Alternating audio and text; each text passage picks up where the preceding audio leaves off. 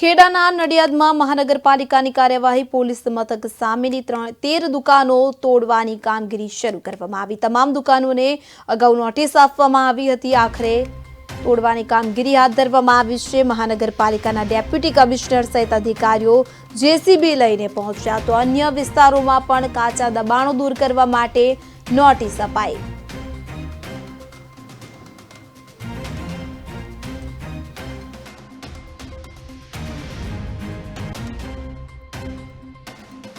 ने हमारी जे मोबाइल की दुकान थी આપણે 2013 થી ઓછામાં ઓછી 12 વર્ષની અમારી દુકાન હતી અહીંયા આગળ કે ભાડુઆત રહેતા હતા અમે પણ અત્યારે તૂટી છે। કાલે દિવસે 4 વાગે અમને જણાવેલું કે દુકાને કાલે 10 વાગે સુધી ખાલી કરી નાખી એટલે આપણે રાત્રે આખી રાત માંથી 4 વાગે સુધી અમારી દુકાન અમે ખાલી કરી નાખી હતી ને હવે અમ થાય છે કે આગળ અમે બેરોજગાર થઈ ગયા છે।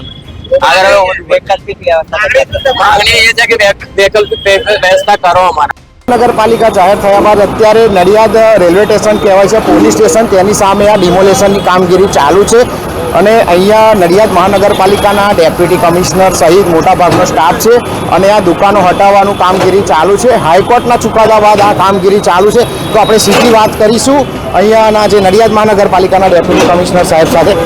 જી સાહેબ, શું કાર્યવાહી કરવામાં આવી છે?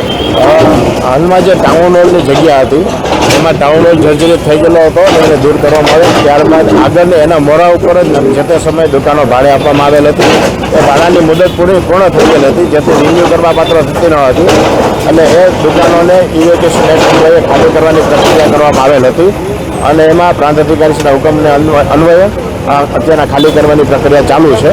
આ જે જગ્યા છે એ જગ્યામાં બાજુમાં રેલવે સ્ટેશન અને બસ સ્ટેન્ડ બંને નવા બની રહ્યા છે અને નગરપાલિકા જે તે સમય નગરપાલિકા હાલમાં મહાનગરપાલિકા દ્વારા અહીંયા સુપરકસ્ટમ બનાવવાની કામગીરી શરૂ કરવામાં આવનાર છે। જી, તમે સાંભળ્યા કે હવે આ દુકાનો ડિમોલેશન કર્યા પછી શું કામગીરી કરવામાં આવશે? નવું બસ સ્ટેન્ડ બનાવવાની કામગીરી ચાલુ કરવામાં આવે છે। જી, પાટનગર નેટવર્ક ન્યૂઝ સાથે અમિત પારેખ।